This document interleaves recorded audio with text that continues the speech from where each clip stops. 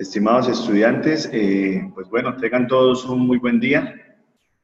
Hoy nos encontramos pues ya, como ustedes bien saben, en la finalización de nuestra última tutoría correspondiente a este semestre, hoy 24 de noviembre de 2018.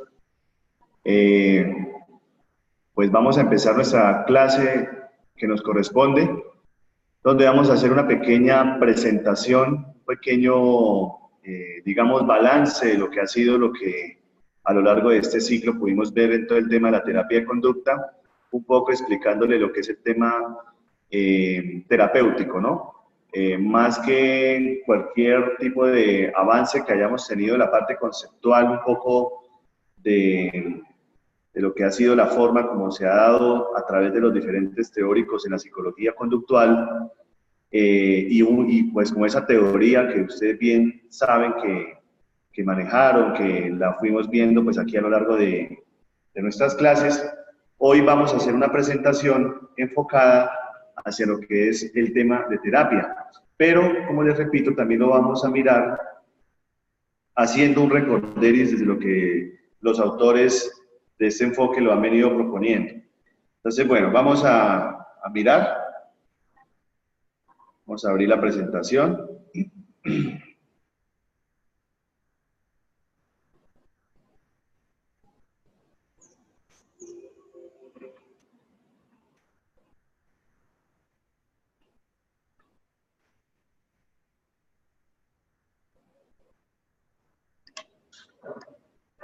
Bueno, entonces resulta que pues vamos a hablar un poquito sobre lo que es la modificación de la conducta.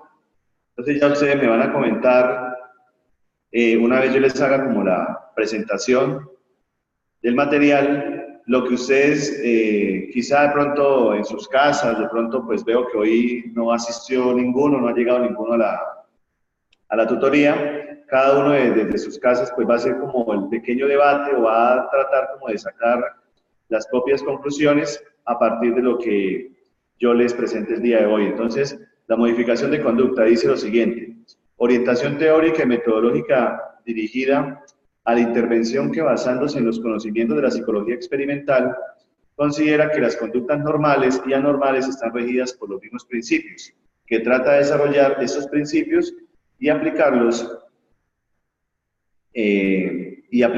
a explicar conductas específicas, y que utiliza procedimientos y técnicas que somete a evaluación objetiva y verificación empírica para disminuir o eliminar conductas desadaptadas e instaurar e incrementar conductas adaptadas. Entonces, ¿qué quiere decir eso? Que si nosotros tenemos en cuenta todo lo que ha sido el avance del enfoque conductual, no hablemos todavía de terapia.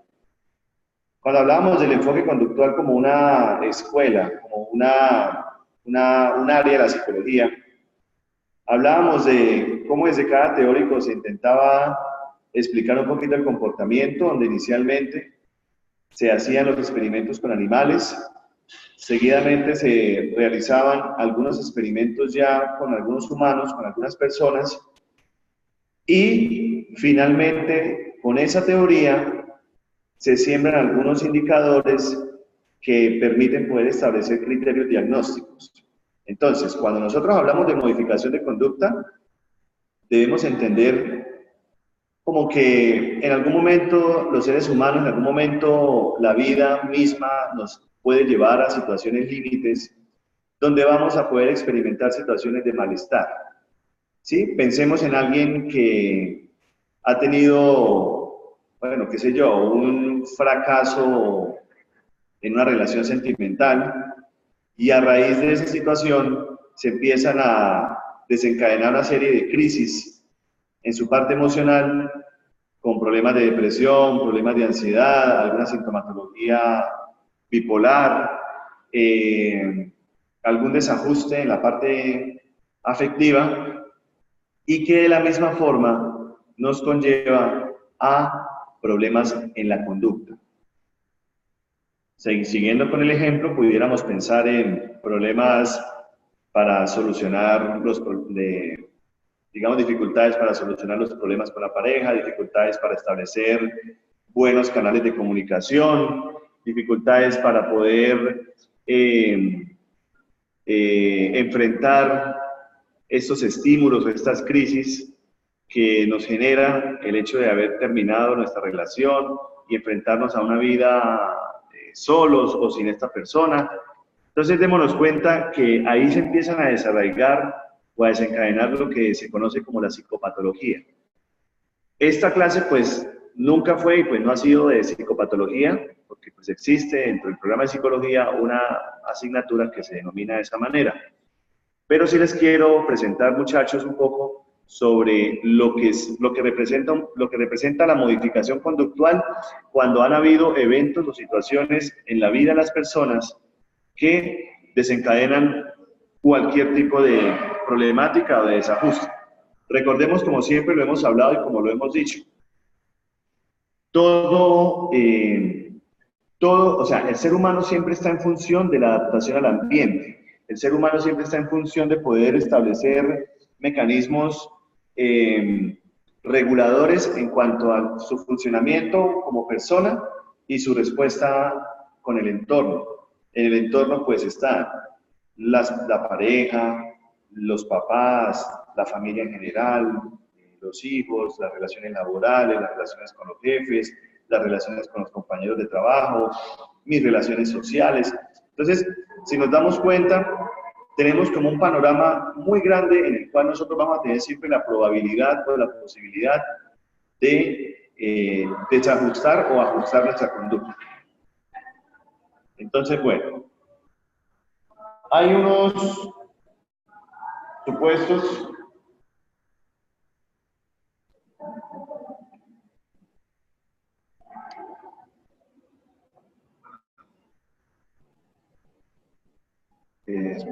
regálenme un segundo, por favor. No, les estoy aquí contando a los estudiantes. Dice, dígale al profe que está mostrando la carpeta de los archivos para que comparta la pantalla en el documento. A ver. A ver.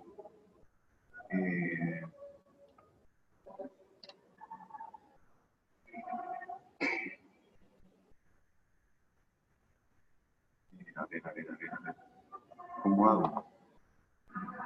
O espérese, ¿será que si lo voy a compartir ya queda? Ah, es este. Pero entonces no sé si quiere, hágame el favor, sí. Qué pena que tuve aquí un error técnico. Ya lo vamos a solucionar. Discúlpeme.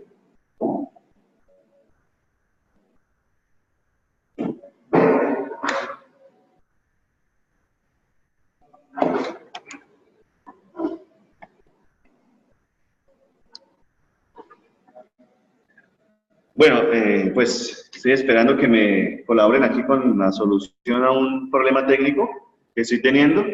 Sin embargo, un poco siguiendo lo que estábamos hablando, debo decirles que hay unos supuestos fundamentales que se han establecido frente a lo que es la conducta. Entonces, el primer supuesto es que dice, la conducta se aprende en la interacción del sujeto en un medio social. Rechazo de la distinción normal, anormal, de los mismos principios explicativos. Entonces, ¿qué significa? Creo que yo en la clase pasada les estuve comentando a ustedes, cuando vimos la teoría del psicólogo Albert Bandura, que el ser humano es un ser social, y al ser un ser social, siempre va a encontrar reguladores dentro de su ambiente que hacen que pueda tener comportamientos positivos o comportamientos negativos, de que pueda generar procesos adaptativos o desadaptativos. Creo que en la clase antepasada, no la última, sino la anterior, yo les había mostrado un documental sobre la serie muy conocida de Pandillas, Guerra y Paz. Un pequeño episodio de ese capítulo de esa serie, y ahí hablábamos un poquito de la importancia que era reconocer la influencia social que podía tener los comportamientos de las personas. Entonces, eso es un poquito de los supuestos fundamentales sobre el tema de la conducta. Entonces, repito, la conducta se aprende en la interacción del sujeto en su medio social. Más adelante aparece Otro supuesto que dice, el análisis de la regularidad conducta ambiente ofrece la explicación del mantenimiento o adquisición de la conducta. Entonces, siempre debe haber un equilibrio entre la conducta que yo estoy ejecutando, que puede obedecer aspectos personales, aspectos míos, muy de pronto dados por lo que es la pauta de crianza, los valores que me inculcan en mi familia, como tal el entorno en el cual yo provengo. Y otra cosa es la regulación que podemos establecer con el ambiente. Entonces podemos llegar a un ambiente donde... No, ¿qué pasó? No me veo. ¿Hice algo mal? No, está compartiendo la... Ay, Dios. ¿Cómo hago? Ah, me detuvo la... No, esto... Perdón. O sea... Ya déjale. La puedes compartir. Ay, y le doy el archivo. Es que lo... No. Ay, escucha, es que... Ahí lo comparto. Ah, escucha. Ah, o sea, me toca es directamente, otra vez... No, ya le déjale. Deja de, me toca es... Otra vez allá. Pero tocas por compartir. ¿Y dónde está el PDF? Sí, ya. ¿Y le doy compartir pantalla? Sí. Ahora sí. ¿Ahora sí ya sale? Uy, qué pena, hombre. Listo, muy amable, ¿eh? Bueno, listo. Entonces, téngame paciencia, por favor, porque es que esa tecnología de la herramienta Zoom me da un poquito por la cabeza. Bueno, les quiero pues mostrar un poco lo que es el documento que tengo acá, que era el que inicialmente les estaba, pues, para que lo vean, ya que estaba mostrando la carpeta y pues no estaba mostrando directamente el PDF. Entonces, aquí estamos hablando de lo que era la modificación de la conducta, que fue lo que ya hablamos, ahí fue donde empecé la clase. Segundo, pasamos aquí a lo que son los supuestos fundamentales, en donde estoy parado en este momento explicándoles. Les estaba diciendo que la conducta se aprende en la interacción del sujeto con el medio social. Segundo, el análisis de la regularidad conducta ambiente ofrece la explicación del mantenimiento. Tercero, el objetivo de la terapia de conducta es el cambio de la conducta desadaptada y, alternativamente, la implantación de conductas adecuadas a través de la modificación de la conducta objetiva. Entonces, resulta que pues para yo poder modificar algo, debo tener claro cuál es la causa, cuál es el factor que ha desencadenado el comportamiento. Si yo tengo alguna reacción de estrés ante un acontecimiento, bueno, pensémoslo, que me haya sucedido en una relación con un compañero de mi trabajo. Pensemos en que de pronto yo llego a mi trabajo y muy amablemente yo saludo a esa persona y resulta que la persona, pasando por el lado mío, no me contesta el saludo. Puede hacer que en mí se genere una interpretación negativa sobre el suceso. Entonces, esa interpretación negativa, pues para un caso hipotético que yo les estoy poniendo, sería que yo de pronto vaya a tener una sensación o una reacción de molestia. Y si tengo la oportunidad de volverme a reunir con esta persona, o este compañero, de pronto le voy a decir que por qué no me saluda, ¿sí? Voy a tener de pronto una actitud de intentar saber por qué él reaccionó de esa manera de no saludarme, siendo que nos cruzamos por el mismo lugar, o posiblemente voy a tener una respuesta un poco agresiva, un poquito de indiferencia, de apatía, de rabia en relación al suceso. Entonces, siempre van a haber las posibilidades de elegir cualquiera de las dos. Creo que para el caso de la terapia de conducta, nos inclinaríamos más como por analizar cuáles fueron como las variables que hicieron que yo tuviera una reacción negativa. ¿Sí? En el ejemplo que les estoy poniendo, pues sería que yo haya experimentado un poco de ansiedad en relación a ello, que haya asumido unas conductas negativas hacia ese compañero, que haya desarrollado también un poquito de problemas, de dificultades de pronto como para respirar, de pronto yo me hiperventilé un poco, sentí mucha agitación corporal, física, sentí también fisiológicamente como unos movimientos extraños internos, porque puede ser que me haya dado un pequeño episodio, una pequeña crisis de ansiedad.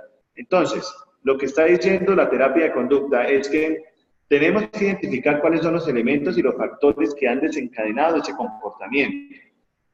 Entonces, claramente, para mi ejemplo, pues sería que alguien identificara, que ustedes pudieran hacer como el ejercicio allá en sus casas o en los lugares donde me estén viendo en este momento y participando en la clase, señalen cuáles son como los indicadores o los aspectos que se pudieran empezar a trabajar. Entonces, ustedes dirían, bueno, hay un suceso desencadenante que fue el hecho de que el compañero no lo saludara una vez se cruzaron en la oficina. Ahí hay un indicador. Un segundo indicador sería el que pudiera decir, bueno, reaccionó de una forma negativa, sintiendo como ansiedad, sintiendo rabia, sintiendo apatía. Entonces, ahí pudiéramos señalar como esos estados emocionales. A partir de ahí, Javier, en otra oportunidad, donde se vuelve a encontrar con esa persona, lo mira horrible, no lo determina y asume actitudes un poco negativas también en relación a comentarios que empieza a hacer sobre los demás compañeros en relación a él. Entonces empieza a hablar, se acerca con cada compañero y genera una mala imagen a partir del suceso que le sucedió. Entonces, esos elementos que ustedes acabaron de identificar son los que hacen que se pueda trabajar conductualmente a través de la terapia. Entonces, ahí yo creo que para el caso, una forma sería, identificando ya como la razón o la causa de lo que sucede, tratar como de pensar cuáles pueden ser los mecanismos para poder solucionar esas conductas. Entonces, se le pudieran instaurar algunas tareas, algunas actividades terapéuticas que le permitan interpretar de una manera diferente el suceso.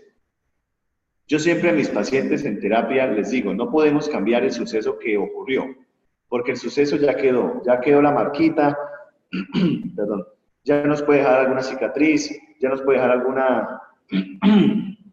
algún malestar como tal, pero somos nosotros los encargados de definir el destino de esa situación, o sea, ¿qué hacemos con la situación?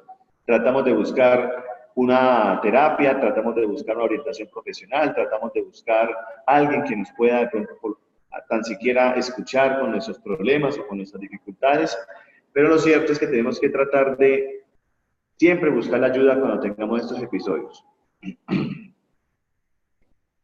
Dice aquí, en el mismo supuesto, la implantación de conductas adecuadas a través de la modificación de la conducta objetivo, la parte fisiológica, la parte motora y la parte cognitiva. Pues claro que sí, la parte fisiológica porque yo puedo empezar a sentir como mucha ansiedad. Y eso se me demuestra en mi organismo. La parte motora, pues porque mi conducta me lo va a empezar a demostrar. Entonces empiezo a pararme puesto, a caminar, empiezo a sudar, empiezo a tener como hiperventilación, empiezo a tener como conductas también, incluso desde la parte gesticular, desde la parte facial también, incluso la gente puede notar el cambio en mi comportamiento. Y en la parte cognitiva, a través de los pensamientos. Si yo me he puesto a irle a contar a mis compañeros, a mis demás compañeros de la oficina o del trabajo, lo que me pasó con esta persona, no voy a hablar seguramente cosas buenas y positivas del otro, ¿no? Voy a hablar, es una persona con la cual hay que tener cuidado, es una persona grosera, utilizando denominaciones o discursos mentales o cognitivos consecuentes de pronto al impacto negativo que genera toda esta situación. Otro supuesto, dice, los objetivos y la planificación del tratamiento dependen del análisis funcional que procede formulando y contrastando hipótesis acerca de las condiciones que mantienen la conducta o situación, atendiéndose a los principios de la psicología experimental. Resulta que hay algo en la parte conductual que de pronto no se ve mucho en pregrado en la formación del estudiante, del futuro psicólogo, el futuro profesional, y es el tema del análisis funcional de las conductas. ¿Qué quiere decir el análisis funcional? Que una conducta, por más negativa que sea, una conducta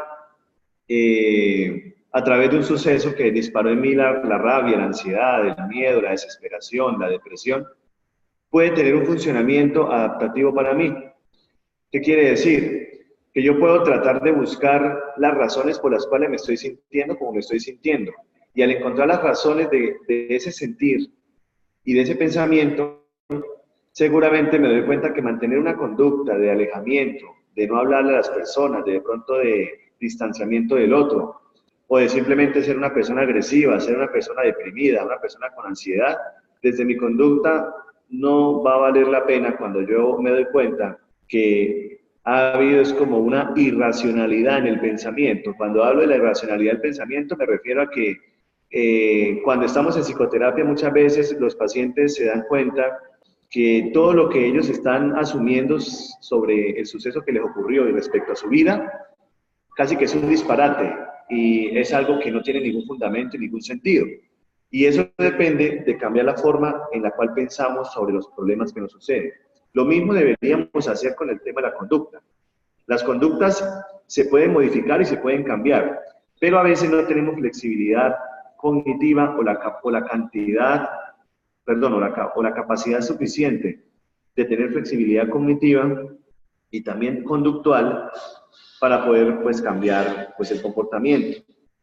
Entonces, esa es una labor responsable que deberíamos hacer todas las personas. No todas las personas tienen como el mismo recurso, no todas las personas tienen la misma recursividad, pero me parece que es responsable de parte de cada quien que tratemos de buscarle una función a esas conductas, por más desadaptadas o por más negativas que las podamos interpretar. Bueno, aquí hay como una explicación que se hace sobre lo que son los marcos de la comprensión conductual, lo que es el antecedente, la conducta y los consecuentes. Algunos psicólogos lo denominan como el modelo ABC, ¿no? Antecedente, el pensamiento y lo que es la conducta. Aquí se habla de antecedente, conducta y consecuente. El antecedente, pues, dice el evento que aumenta la probabilidad que aparezca una conducta.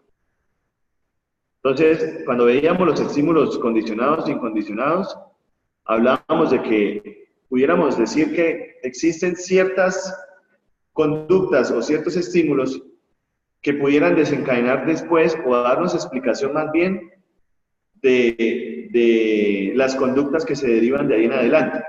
Entonces, por eso se dice que es todo evento que aumenta la probabilidad de que aparezca una conducta. Luego hablamos de la conducta propiamente dicha. Entonces se manifiesta o puede estar encubierta, puede ser fisiológica, puede ser motora, puede ser cognitiva.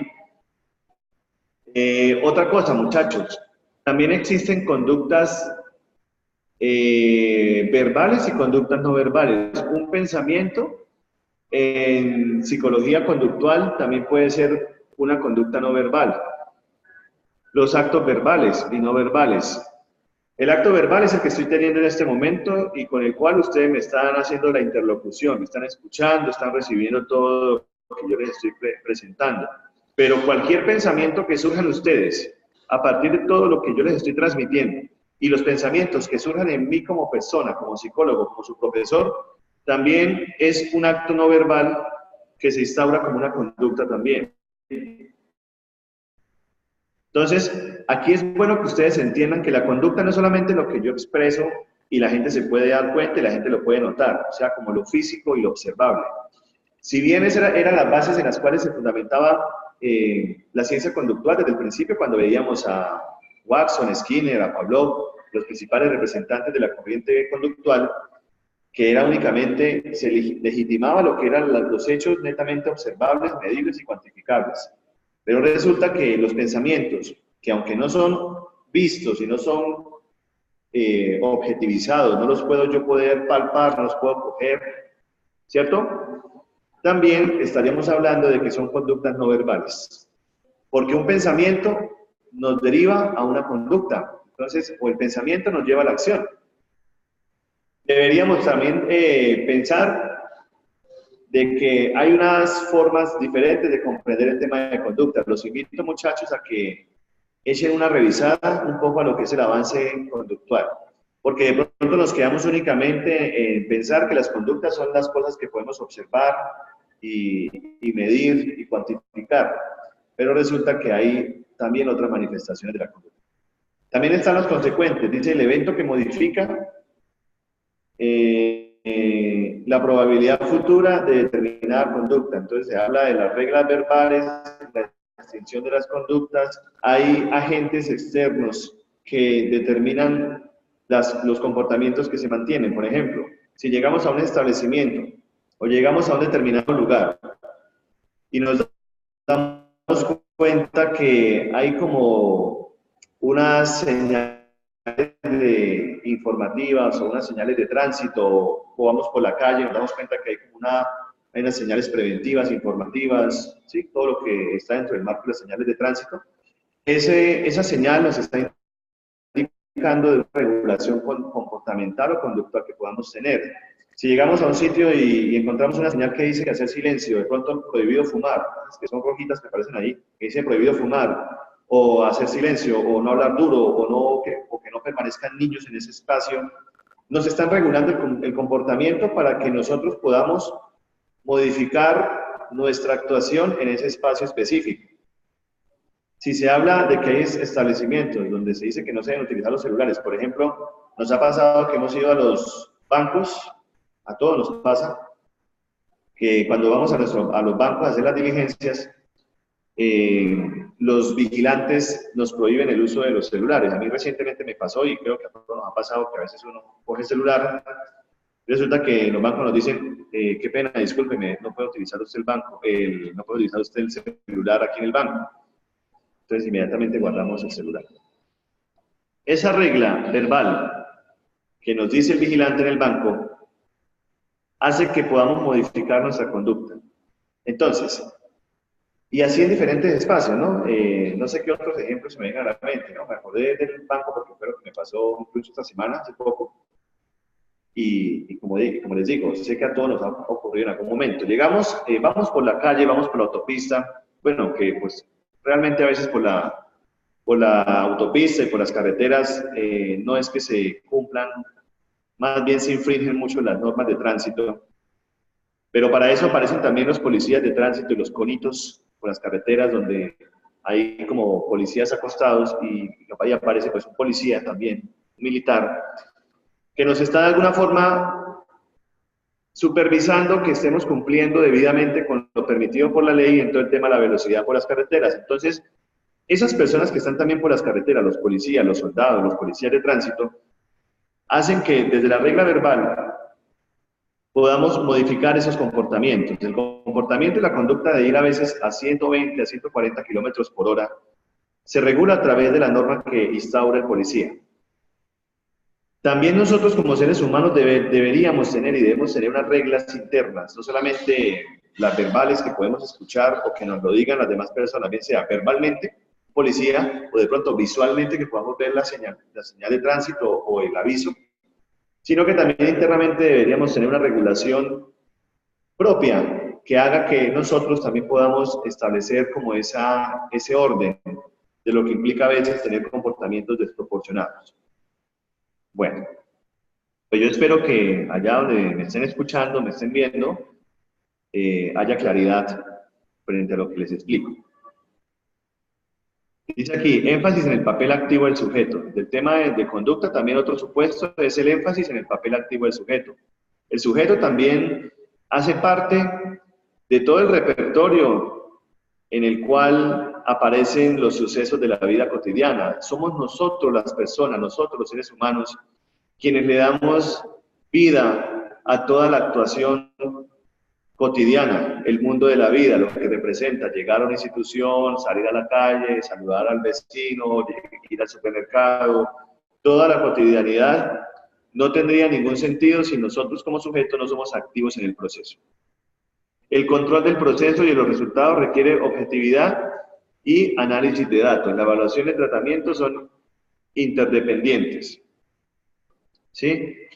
Entonces, de pronto cuando nosotros realizamos algunos estudios conductuales o cuando de pronto estamos en un escenario clínico de consulta, podemos identificar que existe algo que es la evaluación y que existe algo que es el tratamiento. En el tema de investigación también existen planteamientos donde se habla de las intervenciones que realiza X persona en el estudio que hizo y un poco lo que es la evaluación de esas intervenciones. Entonces, son elementos que siempre van a estar conjuntamente relacionados y van a estar vinculados para podernos permitir dar respuestas objetivas y análisis de los datos totalmente claros y estandarizados.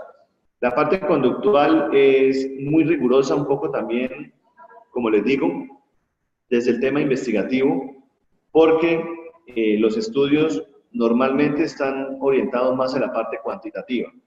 Entonces ya se habla de análisis de datos, objetividad como en los procesos y pues como mayor rigurosidad un poco en los resultados que se mantienen. Pero entonces lo que les quiero decir es que lo que es la evaluación y el tratamiento, en la parte clínica también, pues van a estar siempre involucrados unos con otros. Dice acá, la evaluación y el tratamiento se realizan siempre para cada caso particular, en oposición a la aplicación de técnicas estandarizadas para cada problema o tipo de diagnóstico. Entonces resulta que cada caso es diferente, cada persona es un mundo distinto. Por eso no debemos abordar los casos y no debemos abordar los problemas que muchas veces atendemos en un consultorio o que escuchamos en la cotidianidad de forma globalizada o generalizada. Tenemos que siempre encontrar la particularidad o la diferencia que tenemos los unos con los otros. Lo que pasa es que en la psicología y pues bueno, en la parte clínica se han creado desde hace muchos años atrás manuales diagnósticos y estadísticos para yo poder determinar por qué el comportamiento de esa persona es de esta forma y qué criterios cumplen o no para yo poder establecer como un criterio o una impresión diagnóstica, un diagnóstico propiamente. Entonces, digamos esa denominación estadística y diagnóstica, pues bueno, hace parte de una organización también metodológica que podamos tener para poder hacer nuestras intervenciones. Pero el hecho de que tengamos un manual que nos diga si el paciente cumple tantos criterios, tiene una depresión, si el paciente cumple con tantos criterios con una ansiedad, si el paciente con tantos criterios cumple un cuadro esquizoide, si el paciente con tantos criterios cumple un criterio de trastorno de la conducta alimentaria, etcétera, tengamos que abordar al paciente de la misma manera. Resulta que no, porque más allá de que se cumplan los criterios diagnósticos para poder ejecutar el tratamiento, debemos reconocer algo que ya les dije anteriormente y es que, muchachos, la diferencia individual que tiene el sujeto. Todos tenemos diferencias individuales y todos en algún momento, por más depresivos, por más ansiosos que podamos estar y por más diagnósticos que nos hagan los psicólogos o los psiquiatras, hemos tenido experiencias que han sido totalmente diferentes. Y el poder reconocer la diferencia de la experiencia es lo que nos dota a nosotros la capacidad de podernos enfrentar a buenos tratamientos y buenas intervenciones. Entonces creo que eso es un poco de lo que nos explica este supuesto. Otro punto, análisis de la eficacia de los componentes terapéuticos, efectividad y eficiencia, costes-beneficios. Insistencia en la evaluación empírica de los programas de tratamiento y facilitar protocolos de tratamiento que faciliten la selección de la intervención adecuada. Yo creo que está muy relacionado con lo que les expliqué anteriormente.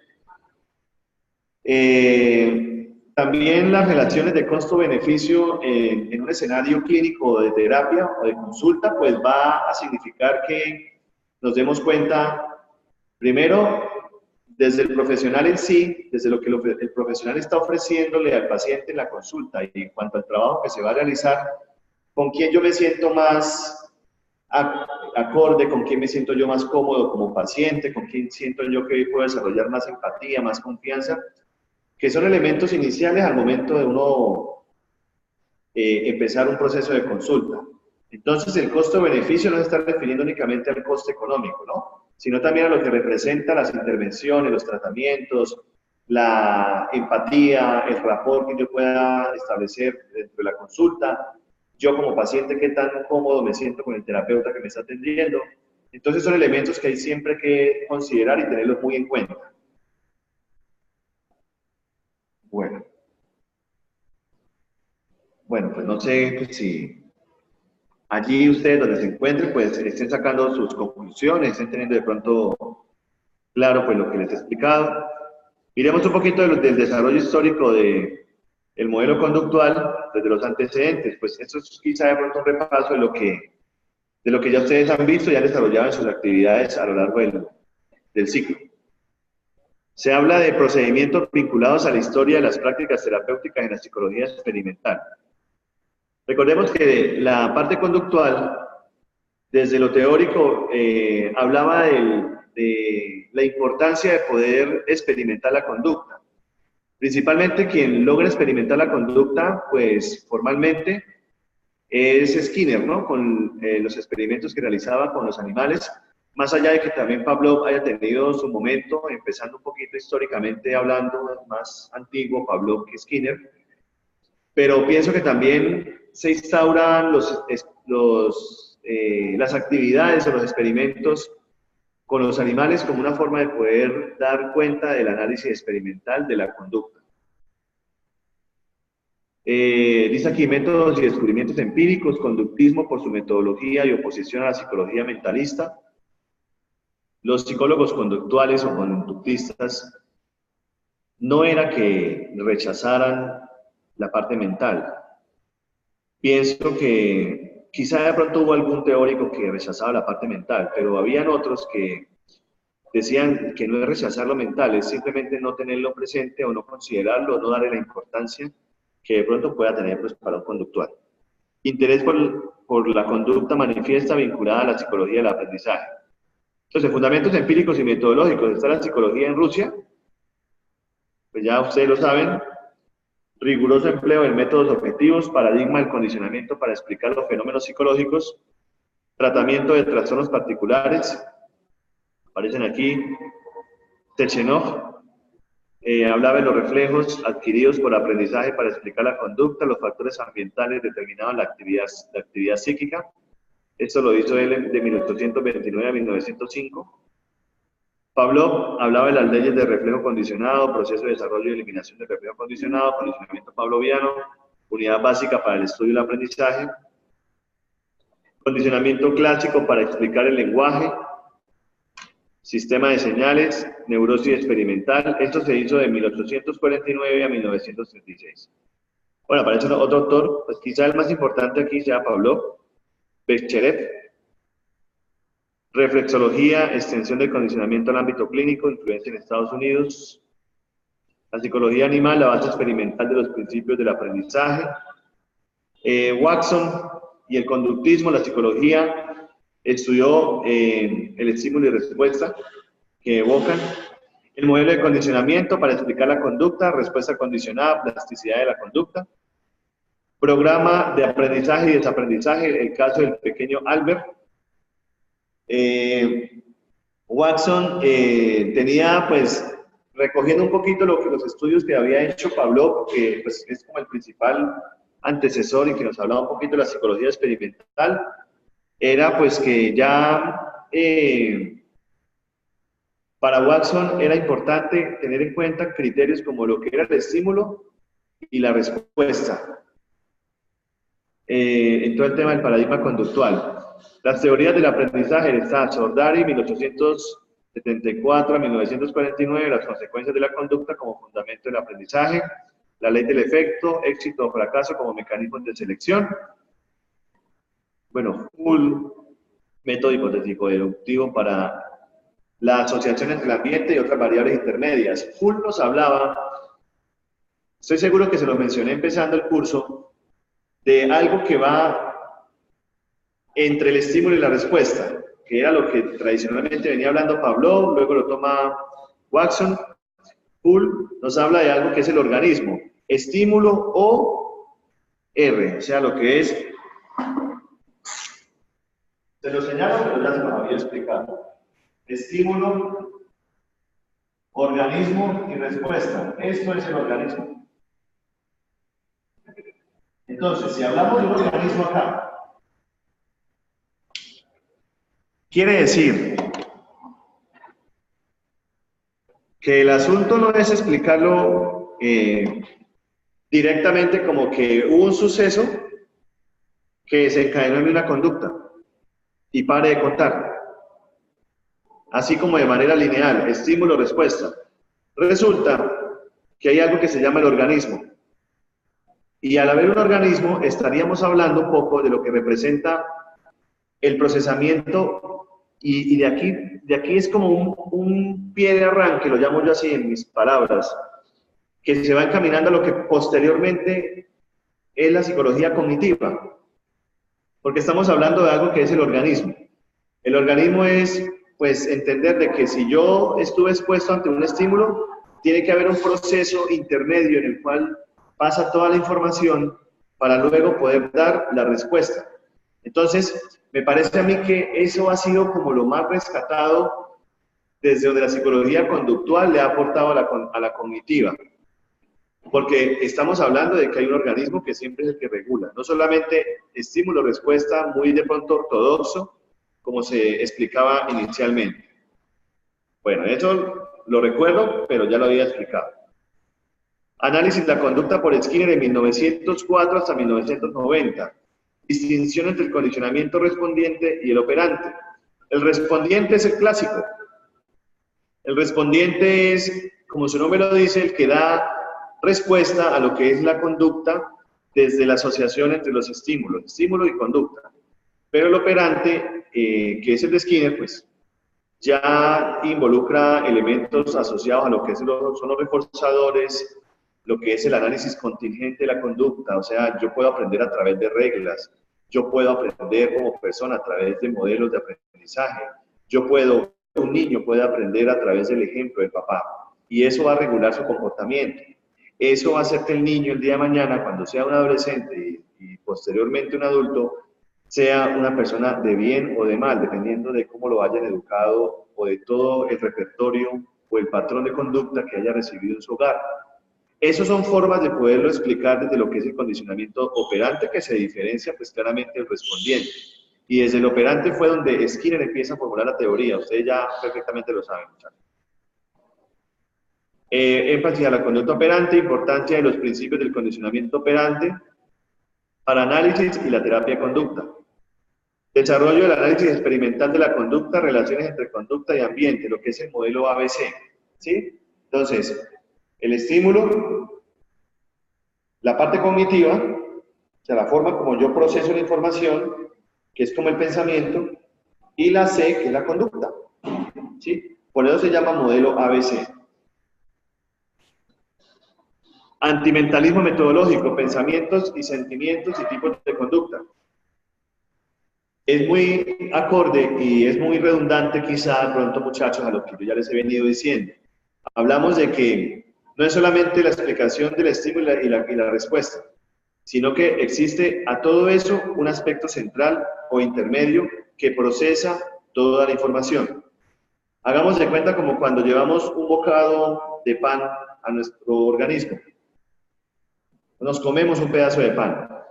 El estímulo pues vendría siendo todo lo que a mí me representa el deseo de poder llevar el pan a la boca y poderlo digerir.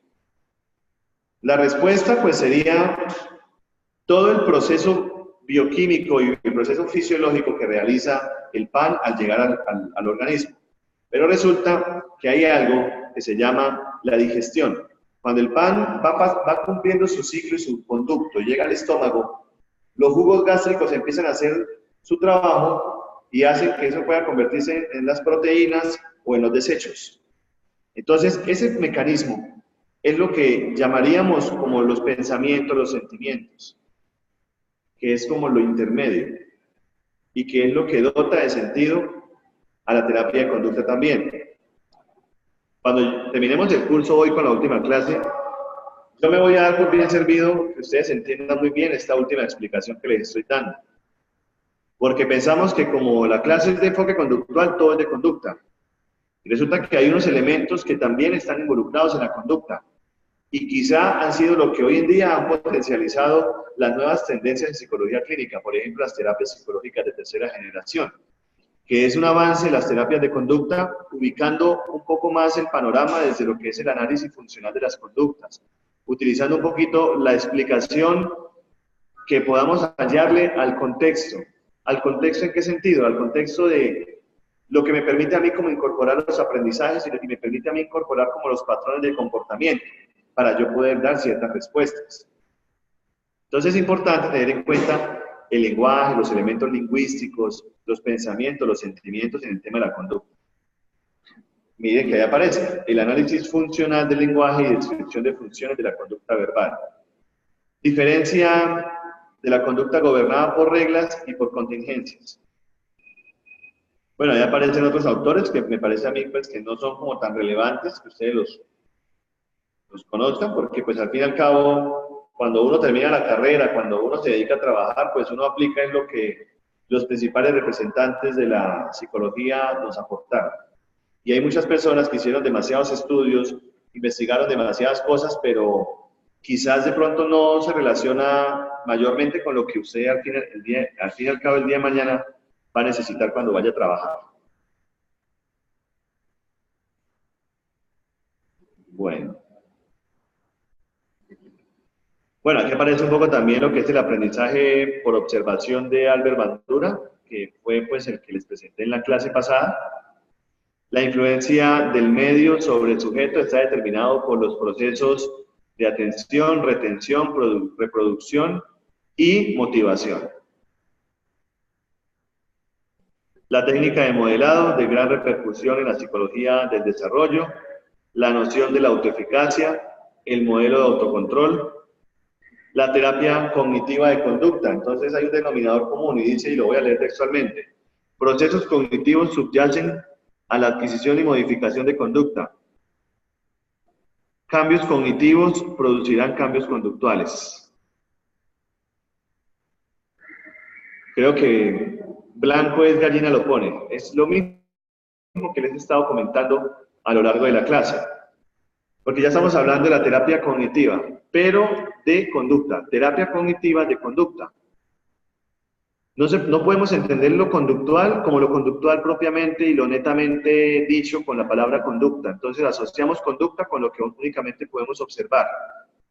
Involucramos también elementos cognitivos para poder hablar de la conducta. Entonces están un poco las terapias que se han venido utilizando. Terapia racional emotiva de Ellis. Hago la salvedad de que hoy en día las terapias están un poco más evolucionadas y un poco más adelantadas, pero estas son como las de segunda generación. Las de tercera generación son otro tipo de conductas.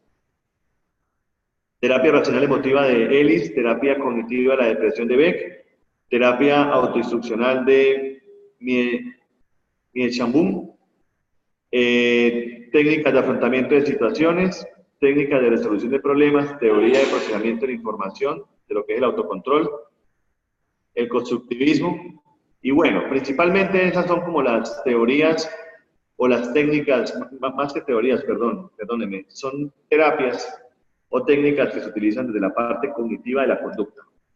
Pero como les repito, son más como de segunda generación, o sea, se utilizaban un poco más como en el siglo pasado. Ahorita, actualmente, hay una evolución de tercera ola o tercera generación.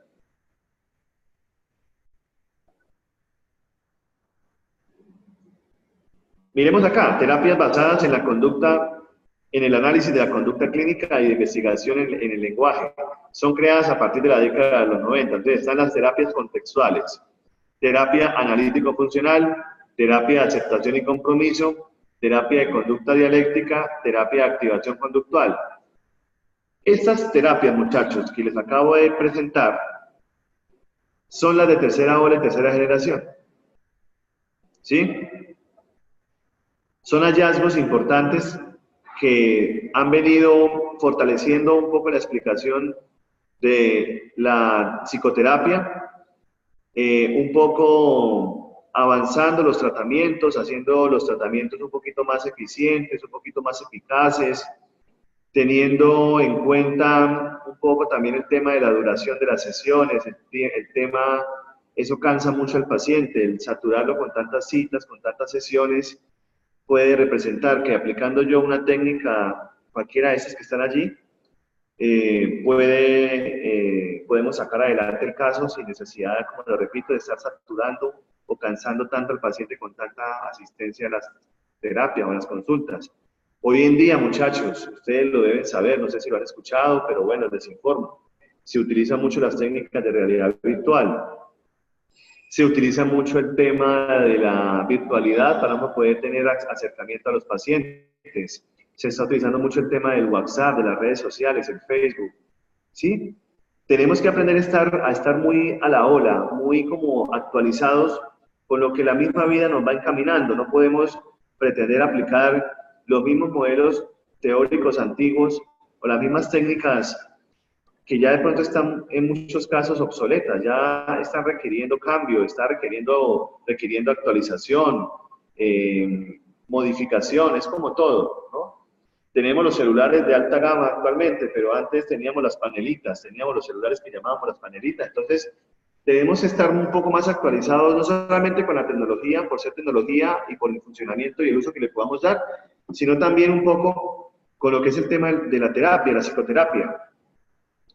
Yo estoy terminando mi formación en maestría en estas terapias de tercera generación.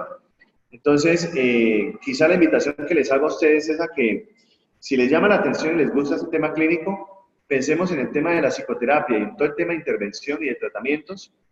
¿Cuáles son las alternativas que se están utilizando en este momento? ¿Qué es lo más último, qué es lo más actualizado a lo cual podemos acceder como profesionales y como psicólogos?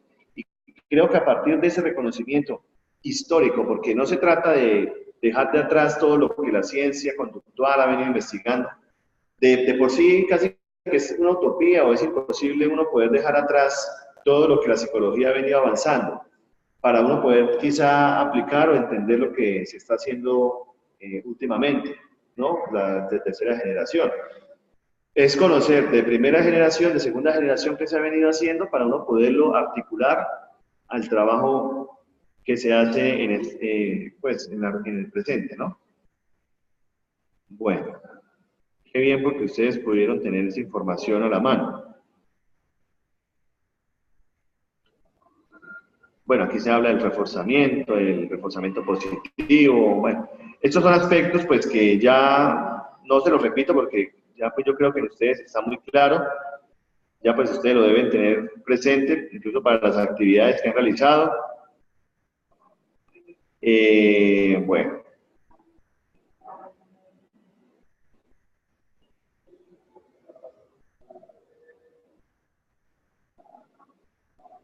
Normalmente en esta parte de la clase es cuando yo convoco a las preguntas o a la sesión de preguntas, pero bueno, hoy nadie me ha venido a acompañar presencialmente a la clase.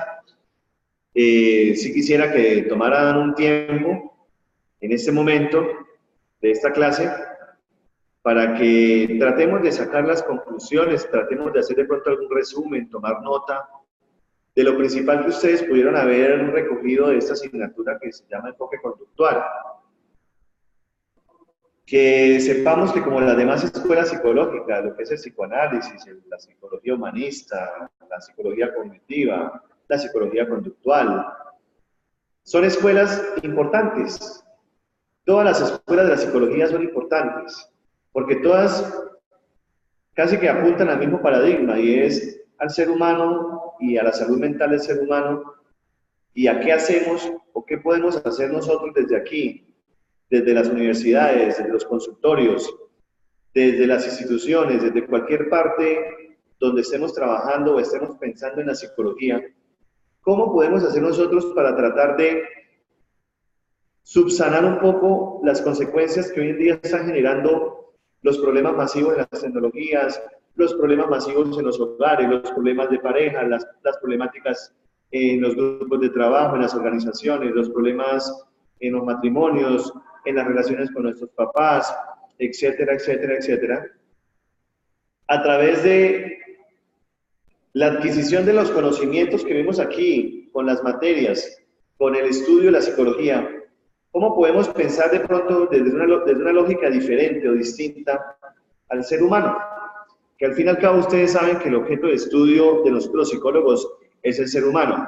Y si no tenemos claro hacia dónde vamos y hacia dónde nos orientamos, frente a lo que significa cambiar un poco el pensamiento, pensar de que el ser humano o quien nos consulte el día de mañana no va a llegar únicamente a que yo le solucione el problemita ahí que tengo con mi ansiedad y ya, sino que de pronto a partir de ese problemita de ansiedad o esa dificultad o esos nervios que estoy teniendo actualmente o ese problema para dormir o para conciliar el sueño o el problema con las deudas o el problema financiero o la mentira que le dije a mi pareja o lo que sea, va a ser el único indicador con el cual yo voy a trabajar en consulta. Resulta que a partir de ahí se pueden derivar, muchachos, una serie de elementos para yo poderlos analizar como profesional, para yo poder pensar la psicología diariamente y poder pensarla también de forma diferente.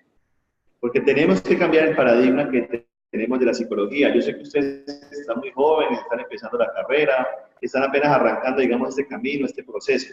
Pero sí hay que cambiar un poco la forma como la psicología se está pensando. Tenemos que encargarnos también por hacer mucha psicoeducación.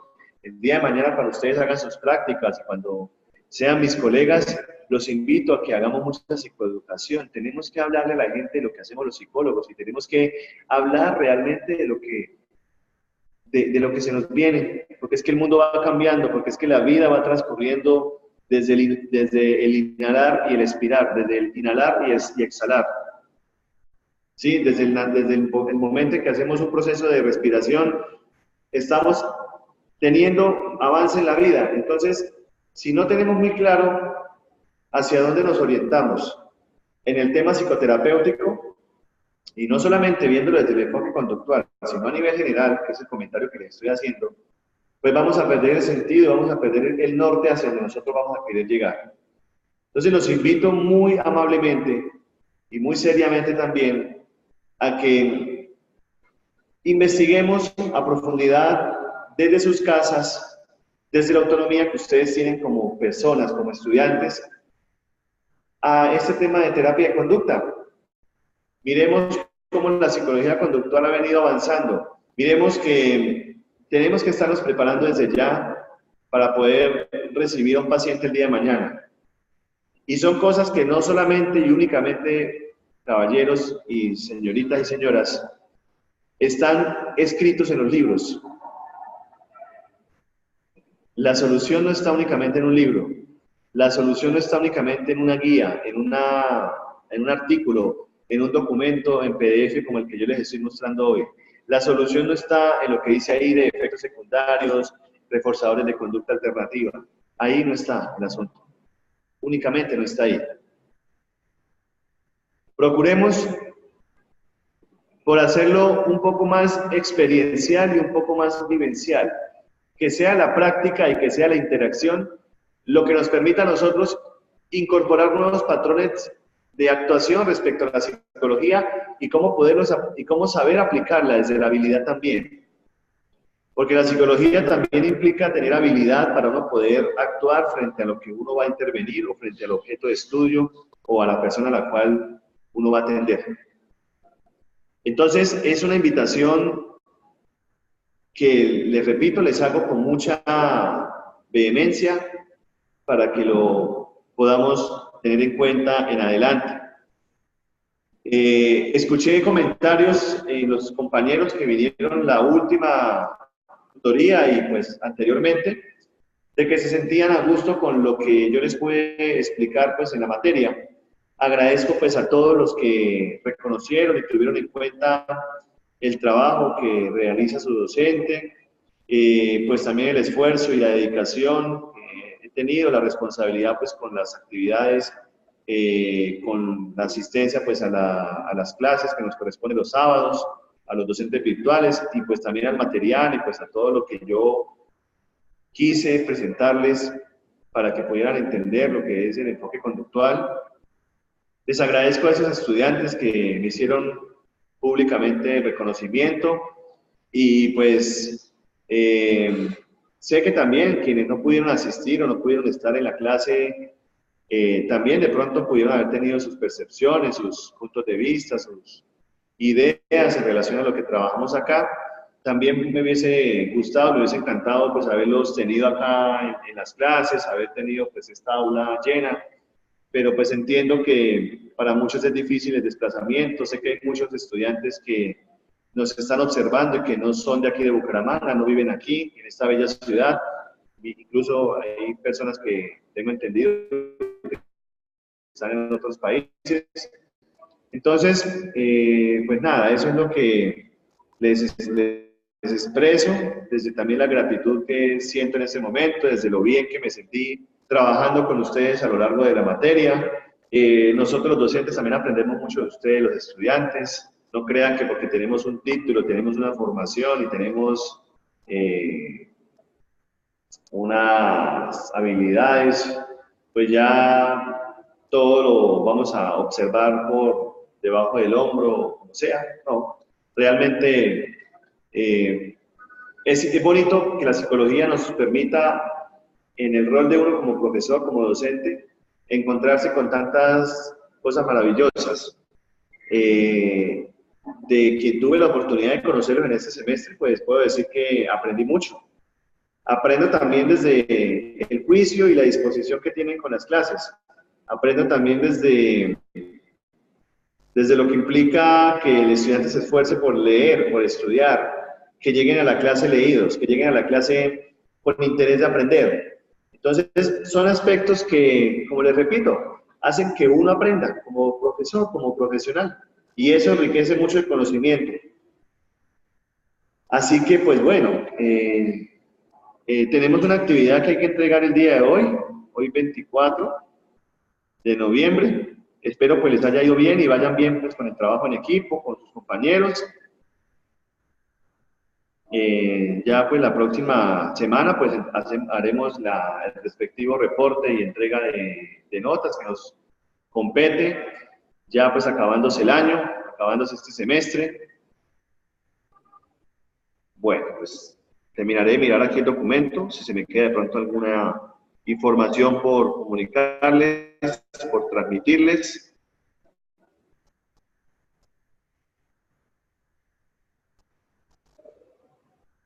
Hoy no traje mi agüita y pues la verdad ya estoy un poco cansado de la garganta, me está pidiendo líquido.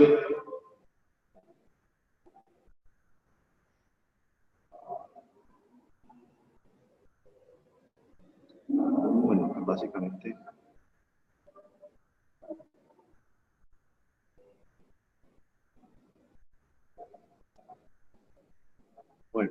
Bueno, pues estoy aquí mirando que el documento casi que en su totalidad pues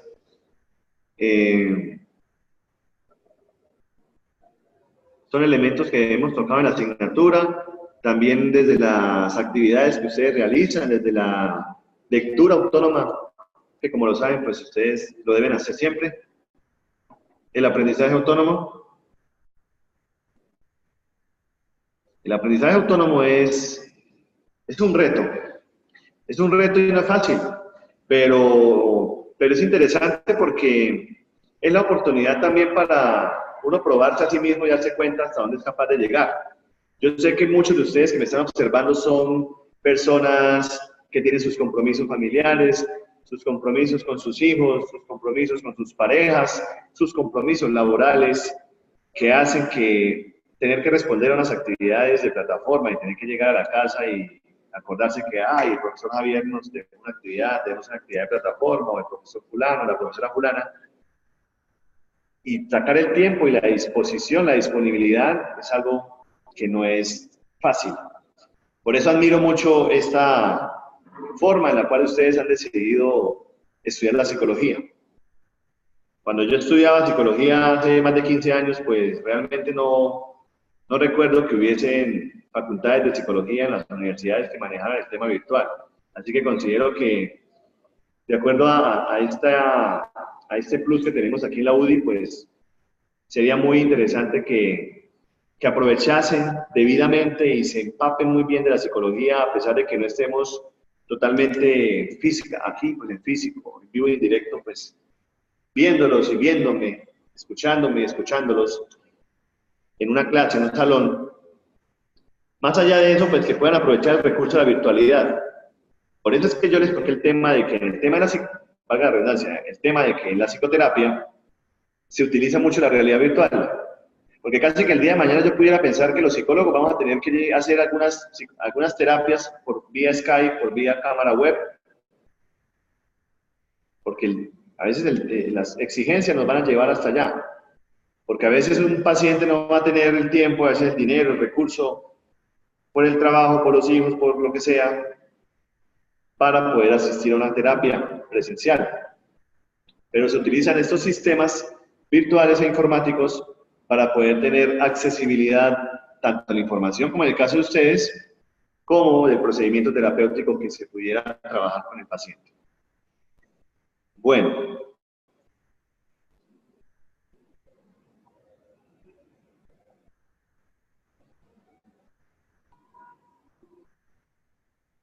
Bueno, pues nada, este era pues el material que tenía dispuesto para el día de hoy. Pues para mí, mi tiempo que llevo con la universidad pues ha sido un verdadero honor, un verdadero placer tener esta gran dicha de compartir con ustedes en estos escenarios virtuales. No me lo están preguntando, pero me he sentido muy cómodo con este tipo de trabajo, con la universidad y con poder interactuar con ustedes acá, como les comentaba, pues a quienes han podido venir, que dedican el tiempo, quizá viven cerca de la universidad o son de aquí, de Bucaramanga, tienen la disponibilidad para poder asistir a las clases. Ha sido muy grato de realmente poder estar aquí, porque me siento parte de la familia y pues somos todos una familia. El profesor también debe ser parte de la familia del estudiante y el estudiante también tiene que sentirse para nosotros como parte de nuestra propia familia. Porque así no tengamos ningún tipo de consanguinidad familiar, estamos interactuando siempre, o por lo menos en el tiempo en que dure el semestre, en que dure la asignatura. Entonces creo que es gratificante porque así sentimos que el aprendizaje puede ser más significativo. Y eso está contemplado dentro de las nuevas leyes de educación y dentro de lo que es la psicología educativa. Poder contemplar tipos de aprendizaje que estén más acordes a mis intereses. Que no sea el aprendizaje únicamente por aprender. Venir a una clase por cumplir. Hacer una lectura porque toca hacerla. O no. Asistir a un parcial porque toca parcial con el profesor. Sino que realmente haya un interés y una significancia, haya un aprendizaje significativo en el estudiante. Eso implicaría, creo yo, que hubiese una revolución en la educación, porque no es fácil incorporar elementos significativos en todo el tema educativo, dado el hecho de que pues, el estudiante tiene que adherirse o tiene que cumplir con lo que dice el plan de curso, las asignaturas, los programas académicos, pues en todo lo que es el aprendizaje, ¿no? De lo que decida estudiar. Entonces, sin embargo, a pesar de eso, creo que debemos tratar de vincular también nuestros valores, de vincular mucho lo que somos como personas, el ser humano, lo podamos vincular al aprendizaje, al hacer. Que no sea solamente el hacer, sino que sea el ser también. Y el ser es lo que somos cada uno. El ser es lo que son ustedes y lo que soy yo. Y el ser no podemos olvidarlo para cualquier tipo de aprendizaje que estemos incorporando. Y mucho menos para la asignatura de enfoque conductual, que soy yo quien se los estoy diciendo. Mentira, es una forma de decirlo, pero tenemos que incorporarlo dentro del proceso de aprendizaje en todo lo que es el ser. Porque si no estaríamos descontextualizados. Y estaríamos de pronto aprendiendo los conceptos de estímulo, respuesta, condicionamiento clásico, condicionamiento operante, refuerzo positivo, castigo negativo, modelamiento, moldeamiento, extinción. Todos los conceptos o todos los términos conductuales de manera memorística. Y esa no es la idea, y eso no es lo que yo pretendo con ustedes hoy en la última clase, que ya ahorita me voy. Y es que podamos entender realmente para qué nos sirvió haber visto esos conceptos. Ahí hablo un poco de lo que es el tema funcional, el análisis funcional que podamos dar. Entonces, pues muchachos, Fue para mí un placer y un honor haberlos acompañado, como les repito, me sentí bastante complacido, me sentí muy feliz en este compartir con esta materia. Les agradezco enormemente a todas las personas, a todos los estudiantes que no pudieron estar acompañándome aquí presencialmente. Les extiendo pues una gratitud muy grande. Espero poderlos acompañar el próximo semestre. Espero poder contar con ustedes en adelante. Les deseo pues de antemano, pues seré muy intenso, de pronto diciéndolo desde ya, pero pues creo que no vamos a poder ver sino hasta el otro año, si Dios lo permite. Desde ya les deseo una feliz Navidad y me anticipo un poco a lo que son las fiestas decembrinas, que ya en un mes exactamente, estamos a 24 de diciembre, ya estaremos celebrando con nuestras familias, comiendo pavito, el sancochito, la natilla, los buñuelos. Entonces, les deseo desde ya pues una feliz Navidad, un feliz año próspero 2019, que Dios siempre los bendiga, que Dios siga siendo el centro de sus vidas, que se sigan formando muy bien como psicólogos, que tengan muy presente la ética profesional desde ya, ustedes en sus actuaciones, en la forma como se relacionan con la psicología, cómo estudian la psicología también, porque hay que también saber relacionar la psicología con la vida de uno. Entonces va a haber tiempo para que ustedes vayan entendiendo un poco lo que les estoy diciendo en este momento y disfruten su vida, sean muy felices, éxitos en todo lo que se estén proponiendo hacer o en lo que estén haciendo o en lo que estén terminando de hacer. Y pues me despido, ya siento que he cumplido pues con lo que me ha correspondido, les he hecho la presentación del tema, espero pues que entreguemos a cabalidad los trabajos, las actividades que están en plataforma, quedo atento a los foros, quedo atento a la comunicación por allí virtual, quedo atento al tema de las notas, estaré muy presente a cualquier inquietud, a despejarles cualquier inquietud que tengan. Tenemos el plazo pues hasta la otra semana para poder subir las calificaciones. Entonces vamos a tener esta semanita los docentes bastante trabajo vamos a tener porque nos toca empezar a calificar cada uno de los trabajos y dejar todo al día. Entonces, muchachos, pues les deseo un buen fin de semana, bendiciones y damos por finalizada nuestra clase del día de hoy. Muchas gracias para todos.